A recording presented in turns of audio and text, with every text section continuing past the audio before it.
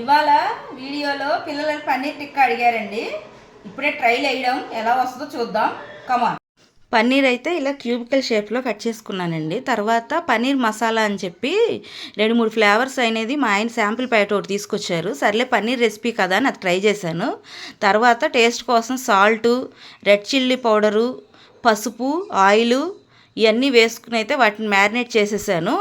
ఈ మసాలా ఫ్లేవర్ కోసం అయితే గరం మసాలాను, అల్లం వెల్లి పేస్ట్ కూడా అయితే వేసుకున్నానండి.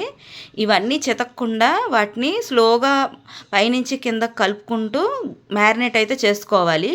ఎక్కువ చేసుకోవడం వల్ల ఏమవుతుందంటే పన్నీర్ అనేది స్మాష్ అయిపోతుంది, మొత్తం పౌడర్ అయిపోద్ది.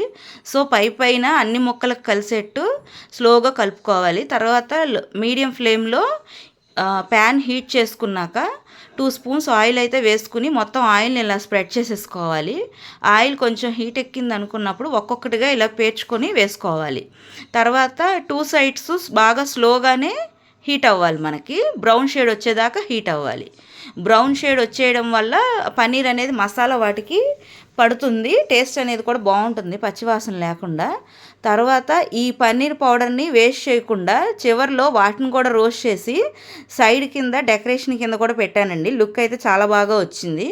ఇదిగోండి, మధ్యలో ఆనియన్స్ మధ్యలో ఆ పన్నీర్ని, స్మాష్ అయిన పన్నీర్ని కూడా ఫ్రై చేసి పెట్టాను.